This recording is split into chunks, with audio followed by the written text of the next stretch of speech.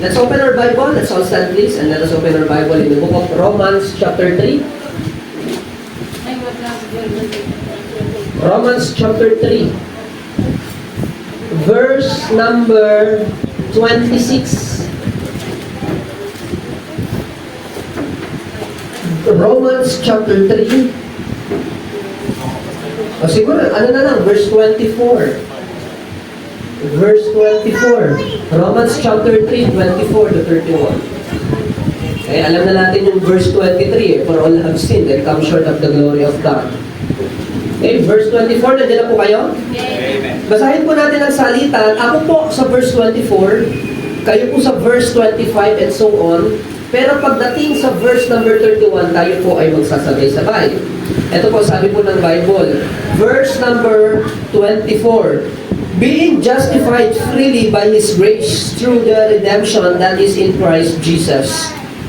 Whom God hath set forth to be a publicly in His blood, to bear His righteousness, which we shall see that our fathers through the forbearance of God.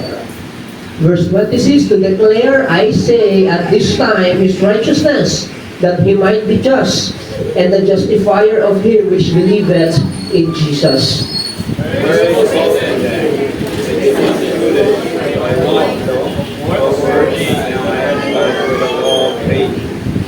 Therefore, we conclude that a man is justified by faith without the deeds of the law. Is He the God of Jews? Is He not also the Gentiles? Saying it is one God which justified the circumcision by faith and uncircumcision through faith. Do we then make void the law through faith? God forbid. Yea, establish the law. Let's pray for Father in heaven. Muli, salamat po sa gabing ito. Thank you, Lord, for the privilege of preaching Thy word. At nawa po, Panginoon, sa aming pagkakaalam ng inyong pong salita, ay mas lalo pa po namin makilala, mas lalo po namin maunawaan ang inyong panooban po sa amin. Ang aking Ama sa Langit, salamat po sa presence ng mga kapatiran sa oras po na ito, maging yung mga kapatiran and even yung mga mananampalataya na nag-aabang po online. I pray, O God, na nawa po, maging pagpapala sa bawat isa ang pag-aaral, pangangaral ng inyong salita sa oras po na ito. Purihin po kayo, Diyos, yan po ang kasamang dalangin sa tanging pangalan ng Panginoong Jesus. Amen. Okay, so, please all be seated. Okay, so, pag-usapan po natin ito, Romans chapter 3. Okay, let's talk about the universality of salvation. Okay, salvation is universal. And when we say universal, para sa lahat. It doesn't matter who you are, doesn't matter what you are, doesn't matter the color of your skin. No, kahit itim ka pa, puti ka pa. Kaya nakakatawa yung mga invite natin. May mga puti, kasi mestizo. Okay? Next Sunday, our missionary, black naman. But I hope, huwag niyong tawagin na ano, negro. Medyo offending kasi yun sa mga foreigner kapag tinawag mo na negro. Although sa mga Pilipino, kapag nakarinig tayo na negro, negro, negro, baliwala lang sa atin, tinatawanan lang natin. Pero sa mga foreigner, nakaka-offend sa kanila yung negro. Basta ano ka lang, act natural. Act natural lang. Kasi, siyempre, mga tao lang din naman sila. Okay, later on, we have April 4, we have a missionary from Vietnam naman, going to Vietnam, si missionary Ha Dang. And speaking of Vietnam, napalitaan ko lang, may earthquake sa Thailand pala to, Thailand and Cambodia. So, magkatabi lang kasi yan eh. So, may magnitude 7, kaninang hapon lang na nagpabagsak ng maraming mga gusali sa Thailand and Cambodia. Eh, may mga kapatiran po tayo dyan. Okay? And when we talk about salvation, it is universal. It is for all. Okay? Although hindi lahat naliligtas, Pero ang imbitasyon ng kaligtasan para sa lahat. Okay? And many people po, maraming mga tao, they are being victim of false doctrine. Bakit po? Kasi may mga doktrina na kumakalat, especially sa atin, sa Baptist. Ang gulo na po ng Baptist community. I know, if you are aware, no, kung ano nangyayari sa Baptist community, nagde-divide ang mga churches, nag-aaway-away yung mga kapastoran. If you are familiar po what is happening, nagkakaroon ng confusion sa ating grupo dahil nagkakaroon ng pag-aaway-away sa doctrines.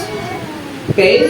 And isa sa doctrines na pinag-aawayan po is the doctrine of salvation. Pastor, ano naman problema sa doctrine of salvation? Di ba dapat ang mga Baptist, isa lang tayo sa doctrine of salvation? May mga nagtuturo kasi ng mga kapatid, ang maliligtas lang daw yung pinili. No? Yung pag pinili ka ng Diyos, doon ka lang maliligtas. Doon ka lang maliligtas. Kapag pinili ka daw ng Diyos. Okay? But, when we look at the Bible, no, mga kapatid, salvation is for all. The invitation is for all. Para po yan sa lahat. Ay, ito po si Sir Lee. Para po yan sa lahat, no, mga kapatid. Hindi lang para sa mga pinili. Hindi lang para sa mga iilan.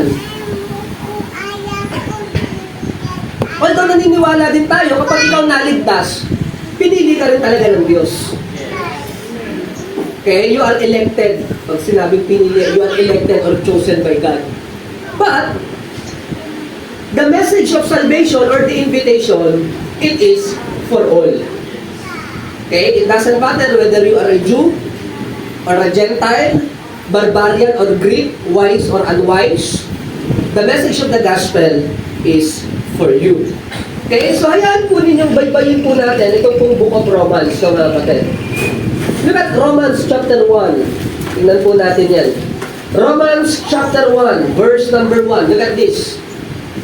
Okay? Romans chapter 1, verse number 1. Paul, a servant of Jesus Christ, called to be an apostle, separated unto the gospel of God.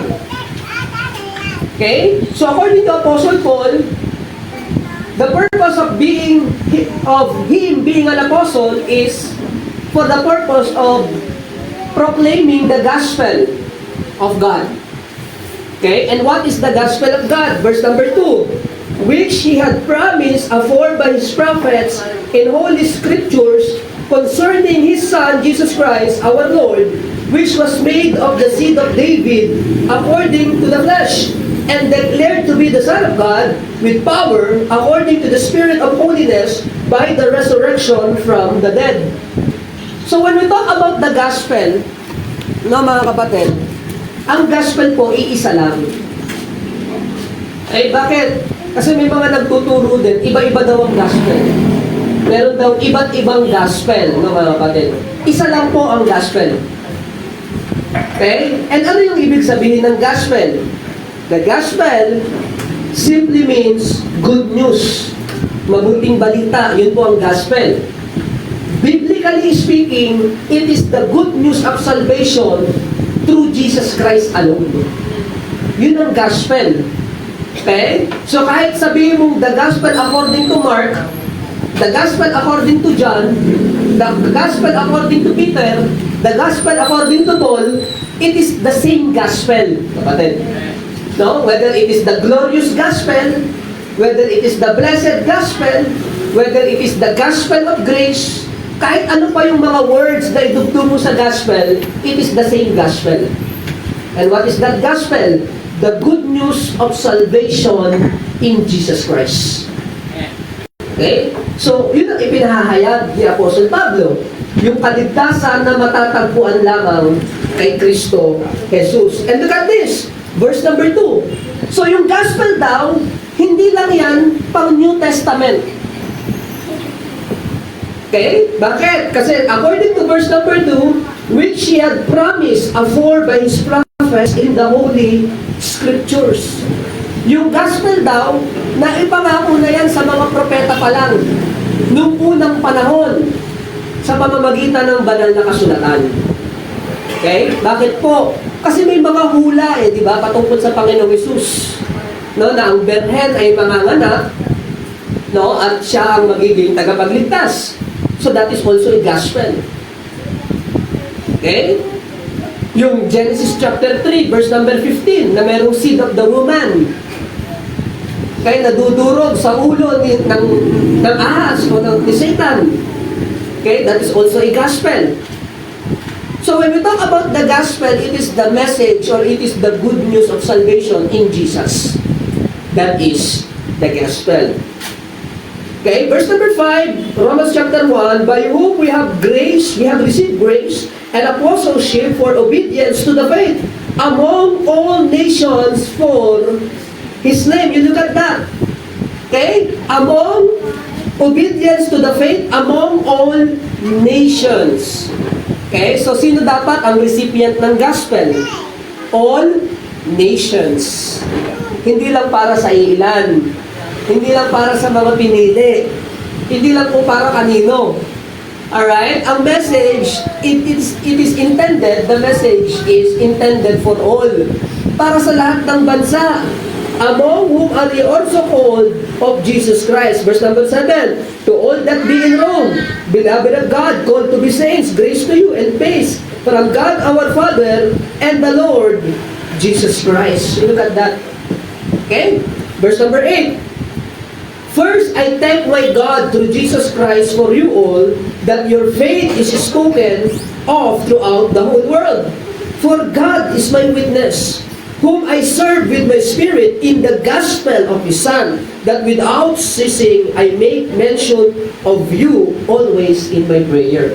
Maganda yan, kapag may nililigawan ka, isend mo yan. Romans chapter 1, verse number 9. For God is my witness, whom I serve with my spirit in the gospel of His Son, that without ceasing I make mention of you always in my prayer. Verse number 10. Making request, if by any means now at the land I may have the prosperous journey by the will of God to come unto you. Alright? So, when we talk about the heart of Apostle Paul, ang talagang gusto lang niya talagang gawin sa buhay niya, ipangaral ang ebanghelyo ng Diyos. Kanina nagtatanong si Brother Dennis, saan ba yung pinakamalayo na narating ni Apostle Paul? Eh, saan po ba yung pastor? Sa ano po ba yung Mediterranean? Actually, according po sa tradition, ang pinakamalayong narating ni Paul ay Spain. Spain. Nasa Book of Romans din yan. You can search the word Spain in the Book of Romans. Okay? Eh, saan yung Spain, no, mga kapatid? Doon na yun, sa dulo na ng Europe. Diba? Sa dulo na ng Europe yun. And during that time, yun na yung dulo ng mundo noong unang panahon. Okay? So kaya ginawa ni Apostle Pablo yung paglalakbay para lang maiaral, para maipangaral ang ebanghelyo ng ating Panginoon na meron tagapagligtas at walang iba kundi ang Panginoong Jesucristo. Okay, verse number 14, eto na. Look at this. Importante kasi nabaybayin natin to. Bakit po, Pastor? It will make sense mamaya pag in-expose na natin yung Romans chapter 3. No, mamaya po it will make sense. Chapter 1, verse number 14. Look at this. I am debtor. May utang ako. That is moral obligation. Both to the Greeks and to the barbarians. Who are the Greeks? The educated. Okay? The educated. Yung may mga pinag-aralan.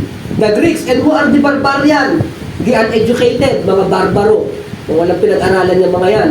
Pero sabi ni Paul, whether you are Greek or barbarian, Apostle Paul has the moral obligation to share the gospel. Okay? Both to the wise and to the unwise. So as much as in me is, I am ready to preach the gospel to you that are at Rome also. For I am not ashamed of the gospel of Christ. For it is the power of God unto salvation to everyone. You look at that. To everyone that believe, okay, to the Jew first and also to the Greek. So kanina, it doesn't matter whether you are Greek or barbarian, whether you are wise or unwise, whether you are Jew or Gentiles. So ibig sabihin, kahit anong division, i-divide natin according sa education, it doesn't matter. I-divide natin according to religion, whether Jew or Gentile, it doesn't matter. I-divide natin according to civil or moral status, it doesn't matter. Ipipreach ni Apostle Pablo ang Ebanghelyo para sa'yo. Okay? Ipipreach ni Apostle Paul ang Ebanghelyo para sa lahat ng tao. Okay? So mga kapatid, ang gospel po, hindi lang para sa mga mayayaman, hindi lang para sa mahihirap, hindi lang para sa may pinag-aralan, hindi lang para sa walang pinag-aralan. Okay? We have to train our mind, no, mga kapatid, na ipahayag ang Ebanghelyo ng Panginoon sa lahat ng uri ng tao. Last time, nagtanong sa akin, Pastor, anong position mo dun sa issue ng LGBTQ? Sabi sa akin. Sabi ko, simple lang. Yung LGBTQ, yung mga lesbian, gay, bisexual, and so on and so forth. Okay? Kahit ano pa siya, kahit sino pa siya, kailangan niya ang Panginoon. At kahit hindi LGBT, kahit straight, kailangan mo pa rin ang Panginoon. So that is my position pagdating sa bagay po na yun. So ipinapangaral natin yung gospel sa LGBT. Pinapangaral natin yung gospel sa hindi LGBT. Pinapangaral natin yung gospel sa BBM. Kahit sa DDS.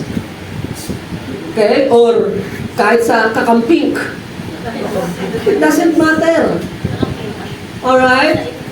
It doesn't matter. The gospel is for all, mga kapatid. Okay? The gospel is for all. Verse number 17. For therein is the righteousness of God revealed from faith to faith, as it is written, the just shall live by faith. The just shall live by faith. Alright? So, ngayon po, on first point pala natin, Brad, the universality of the gospel. Lagay mo na lang, sorry The universality of the gospel. So, naipahayag natin kanina sa Romans chapter 1, ang ebanghelyo o ang gospel para sa lahat.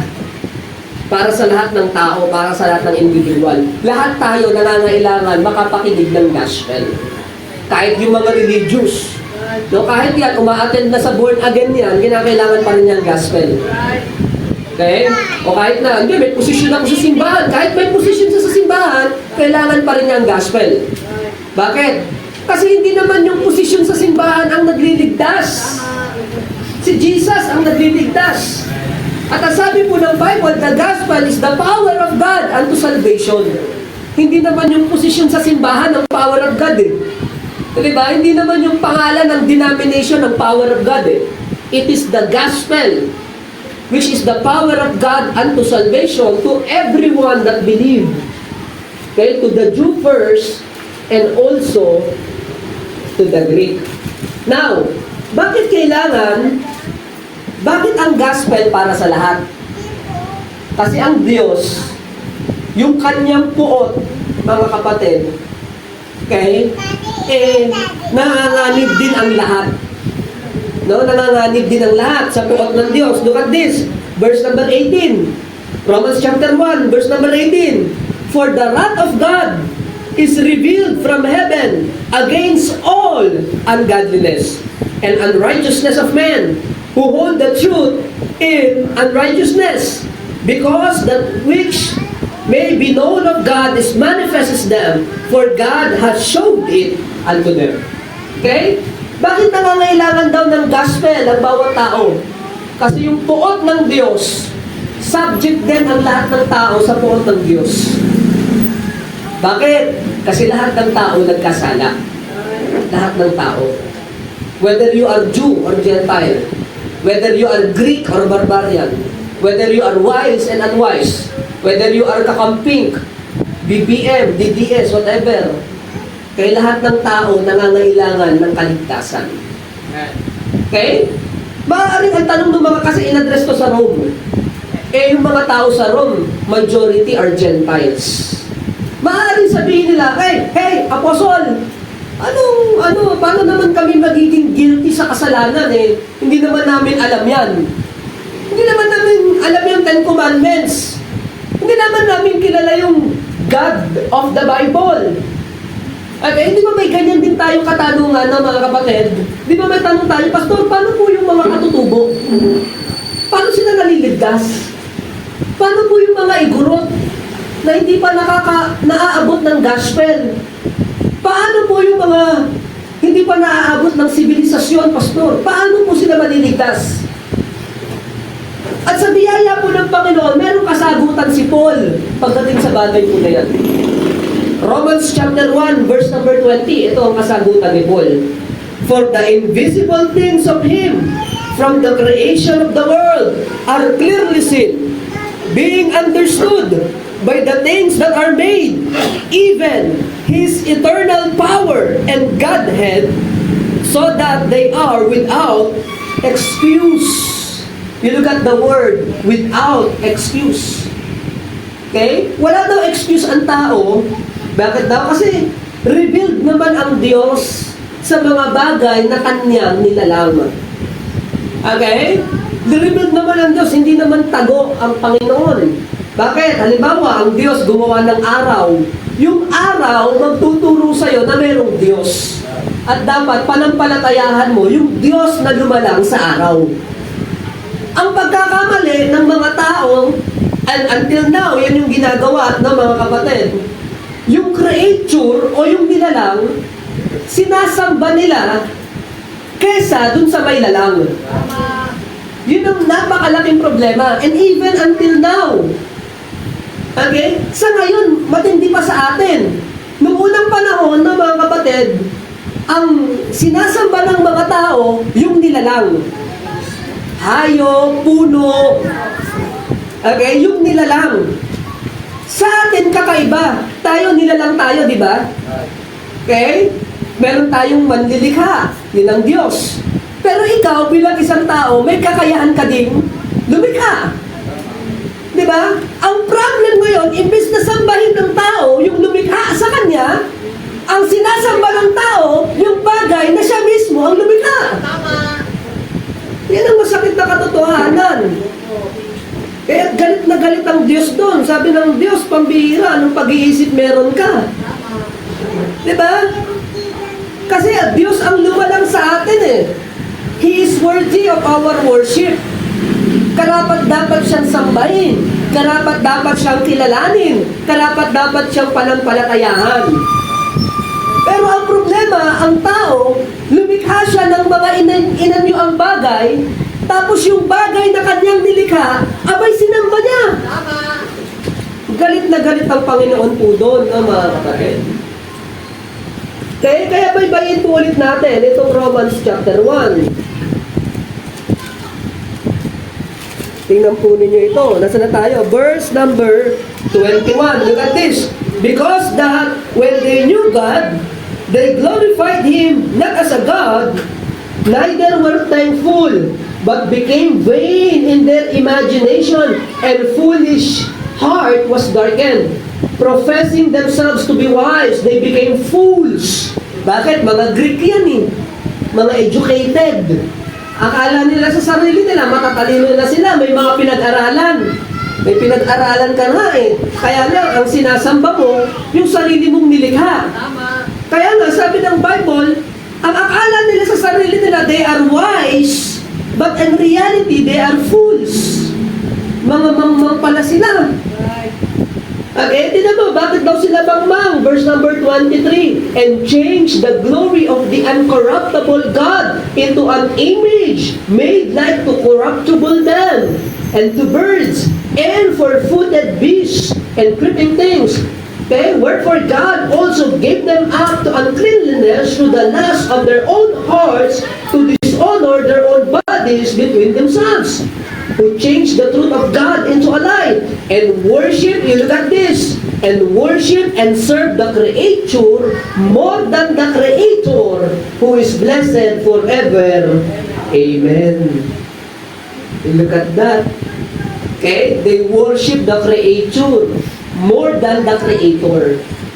Kaya galit na galit ang Diyos. Kaya nga yung sinasabi sa verse number 18, for the wrath of God, ito yung ikinagagalit ng Diyos.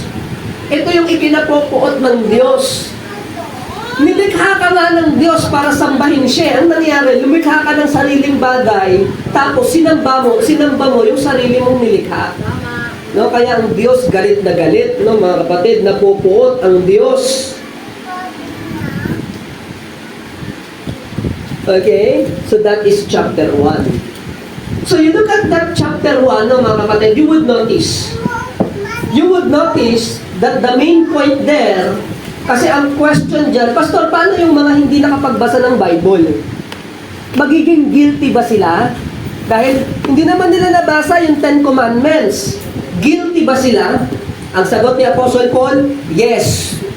There is no excuse. Okay? And when we look at that, you will see na ang main point ni Apostle Paul that the Gentile world is guilty. Okay? The Gentile world is guilty.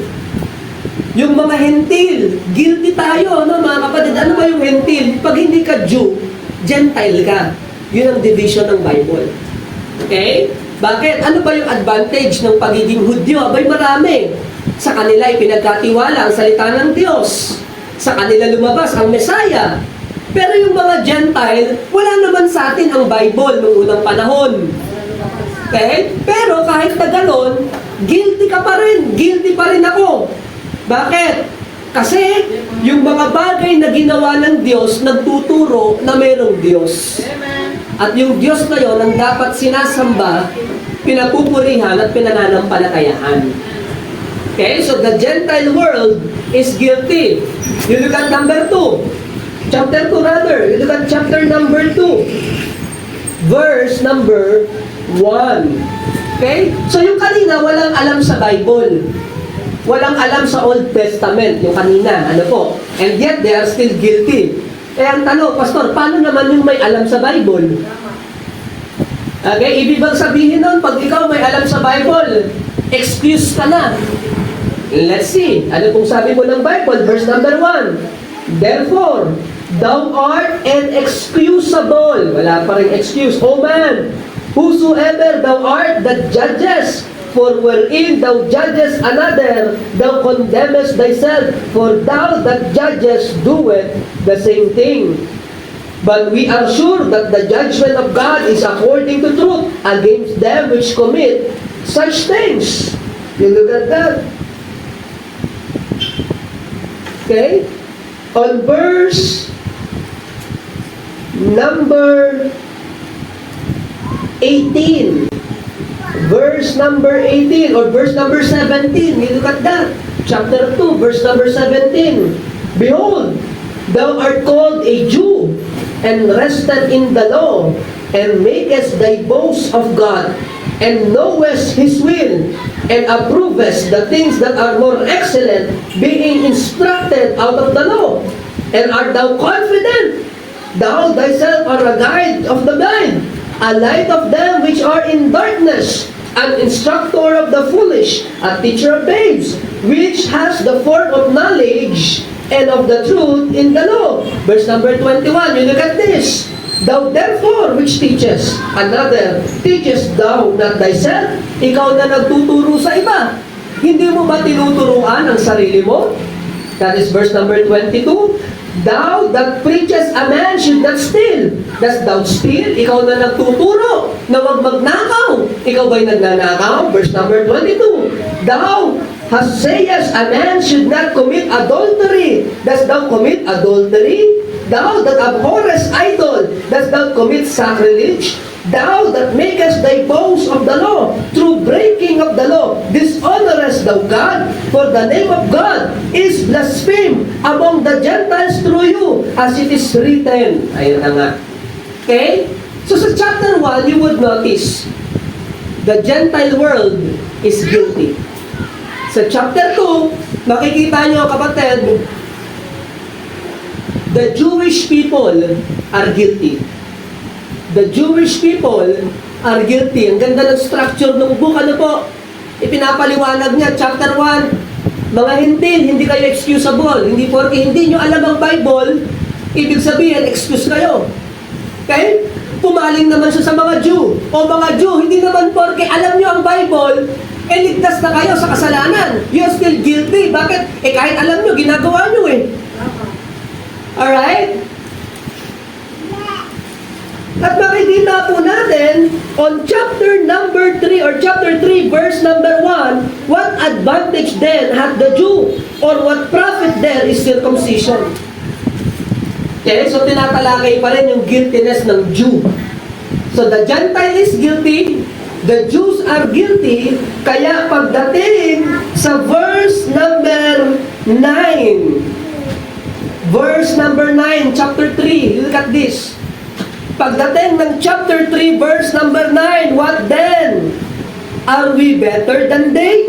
No, in no wise. For we have before proved, both Jews and Gentiles, that they are all under sin. Lahat ay nagkasala. Whether you are a Jew or whether you are a Gentile. Kaya pagdating ng verse number 10, as it is written, there is none righteous, no, not one. Ano yung point number 1 natin kanina? The gospel is universal. Point number 2 po natin, sin is also universal. Sin is universal. Okay? The gospel is universal, it is for all. Why? Because point number 2, because sin is also universal. Okay?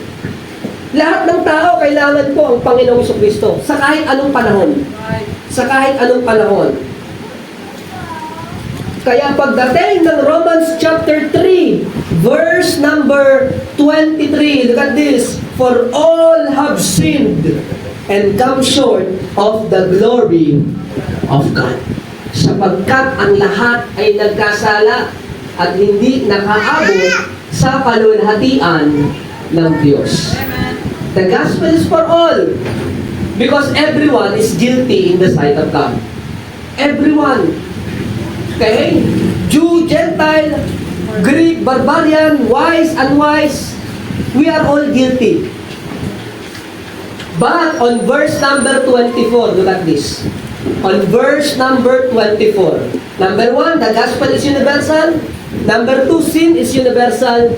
Number 3, salvation is also universal. Okay? Salvation is also universal. Okay? Ibig sabihin, pag sinabi pong universal, hindi ko sinasabing lahat maliligtas. No, hindi po yun. But what we are trying to say when we say the gospel is universal, yung message po ng gospel para sa lahat. Para sa lahat ng tao. Verse number 24, being justified freely by His grace through the redemption that is in Christ Jesus, whom God has set forth to be a propitiation through faith in His blood, to declare His righteousness. For what? For the remissions of sins that are passed through the forbearance of God. Okay? So, ang sumagot sa kasalanan ng Hudyo, si Christ. Ang sumagot sa kasalanan ng mga Gentile, si Christ. Ang sumagot sa kasalanan ng mga Greeks, si Christ. And also barbarian, si Christ. It's all about the Lord Jesus. Verse number 26. To declare, I say, at this time, His righteousness, that He might be just, and the justifier of him which believeth in Jesus. Kaya on verse number 27, ang tanong ni Apostle Pablo, nasaan ang pagmamayabang?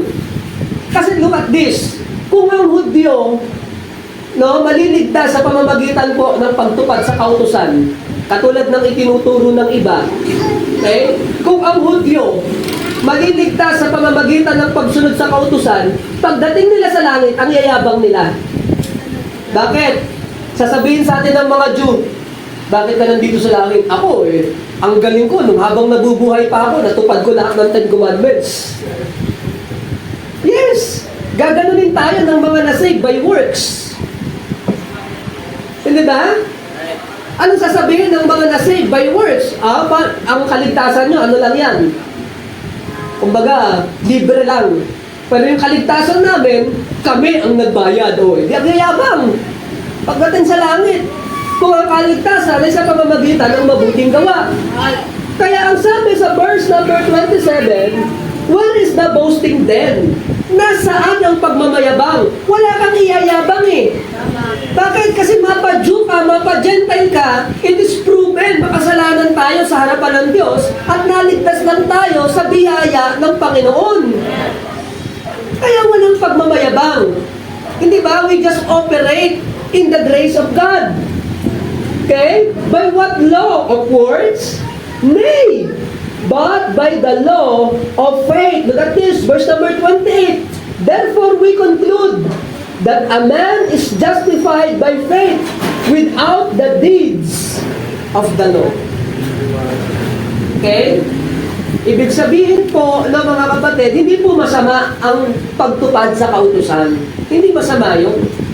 Actually, nandiyan dyan ang kautusan para pagka sinuway mo o nasuway mo, alam mong nagkamali ka.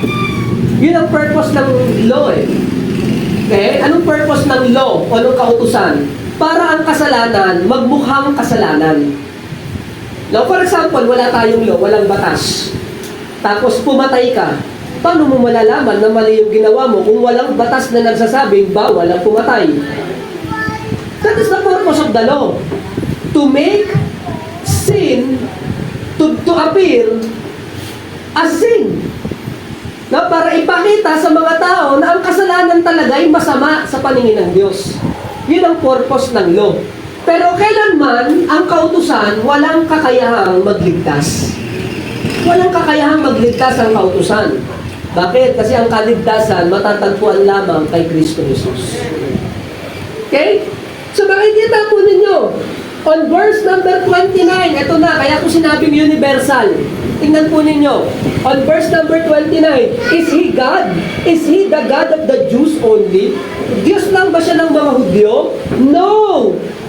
Is He not also of the Gentiles? Yes, of the Gentiles also.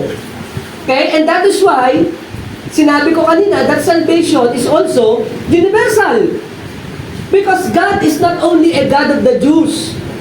God is the God of all people, no, mga kapatid. He is the God of all people.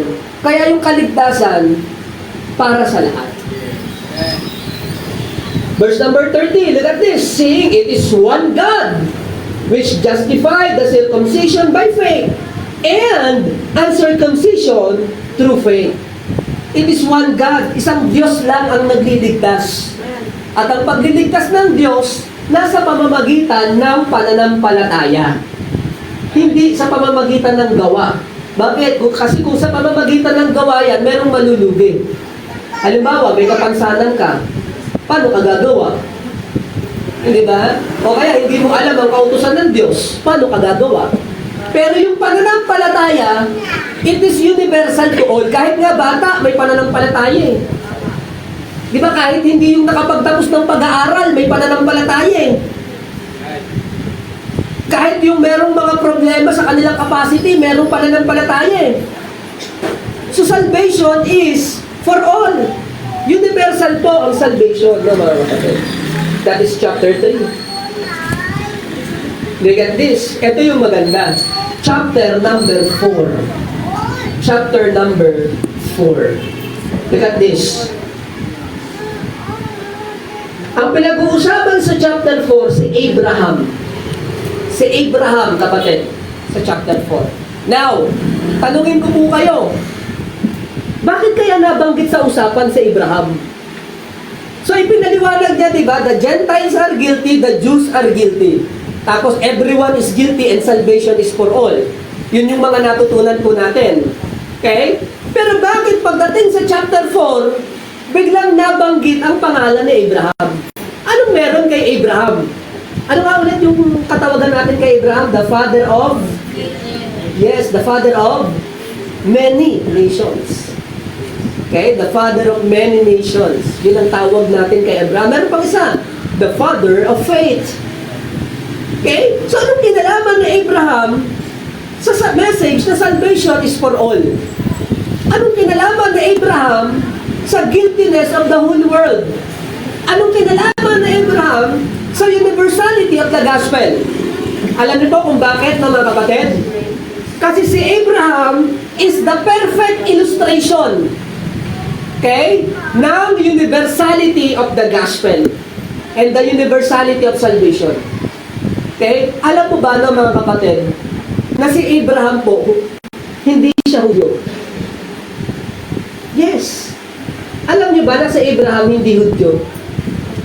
Bago siya maligtas, hindi siya Hudyo, kapatid.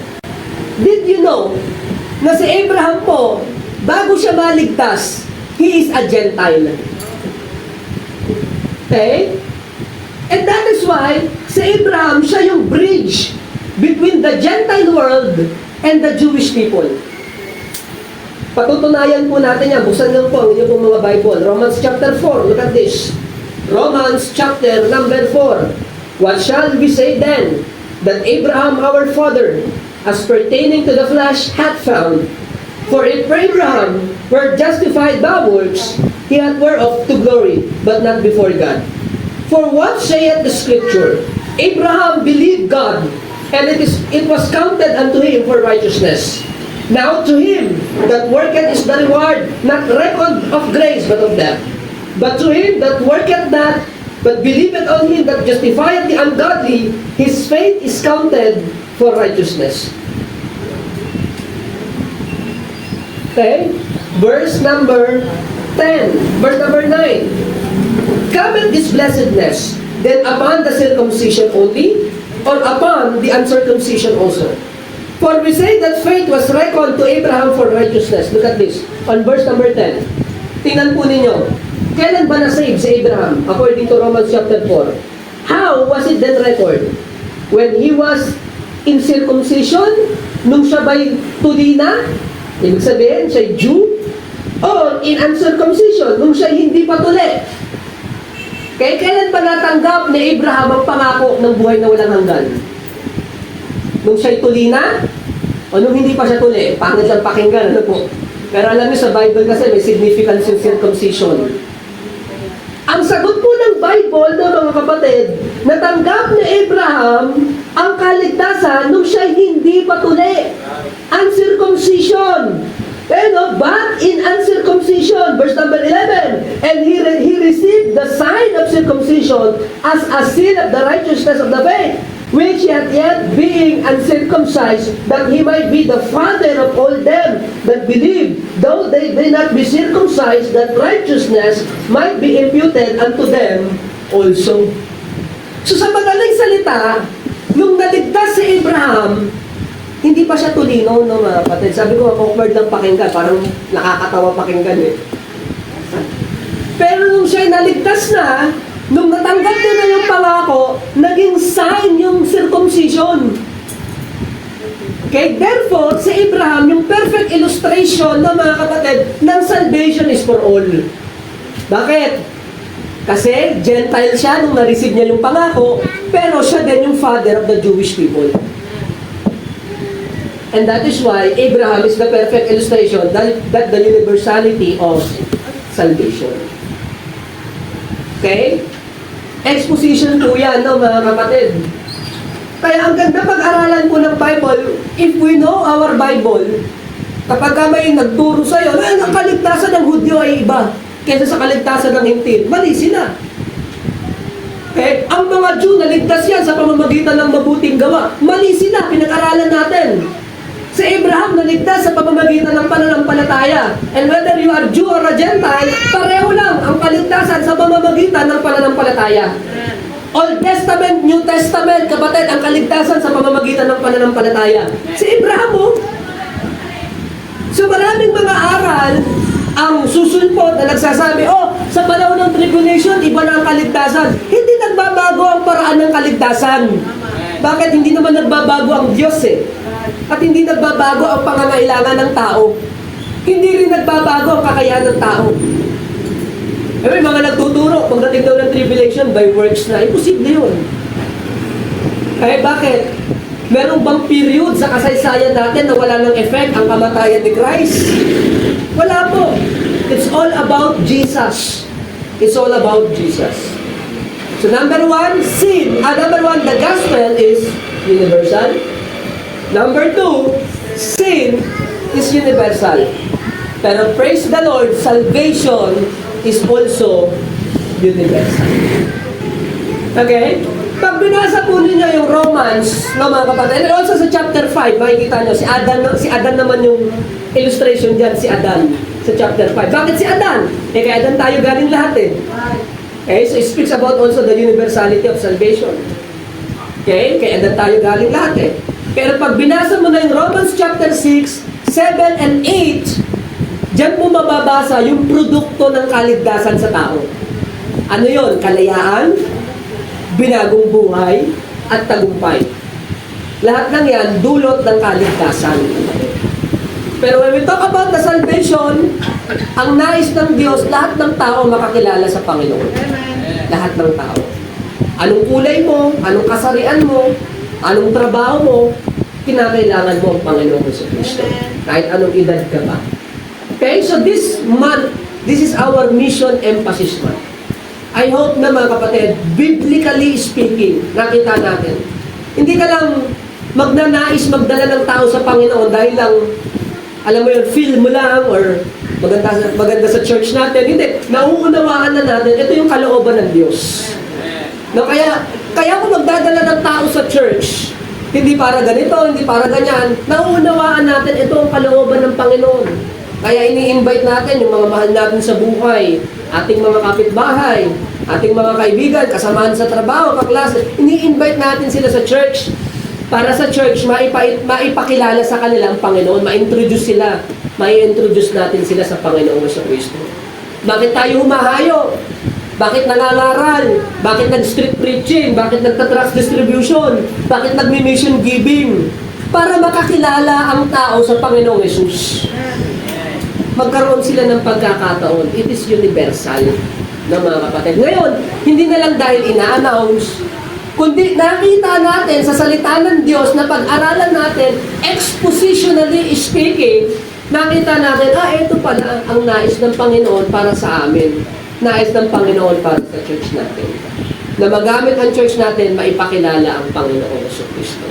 Okay, so dito po natatapos yung aking pong pangangaral po ng salita po ng Panginoon. Brother Dennis, na ano ka, na-save ka.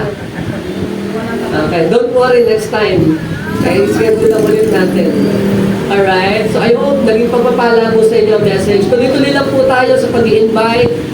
Okay, tuloy-tuloy lang po tayo sa pagdadala ng tao papalapit sa paanan ng ating Panginoon. Tayo muna tayo po at tayo po ay mananalangin. Ama namin Diyos, na dakila at makapangyarihan sa lahat, thank you so much, Lord, sa munting aral ng inyong pong salita. Ipinakita niyo po sa amin through the book of Romans chapter 1 to 3 and 4. Nakita po namin, Lord, napakayaman talaga ng inyong salita. Nakita namin, Panginoon, yung pangangailangan ng buong mundo na makakilala po sa inyo. At Lord, alam ko, it's not an accident na ito po'y pinakita niyo po sa amin sa gabing ito. Ang sa ganun, Panginoon, ay talagang tumimo sa aming puso't isipan ang kahalagahan ng pangangaral ng Ebanghelyo at madala ang mga tao sa inyo pong paanan. Lord, thank you so much po for using our church as your beacon of light sa lugar po na ito. Thank you for the faithfulness of your people here in MBBC.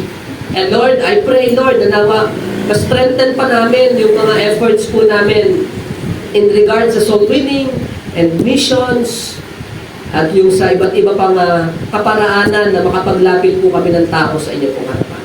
O Panginoon Diyos, papuri po sa inyo. Ito po ang aming samot na langit sa tanging pangalan ng Panginoong Kristo. Amen and amen.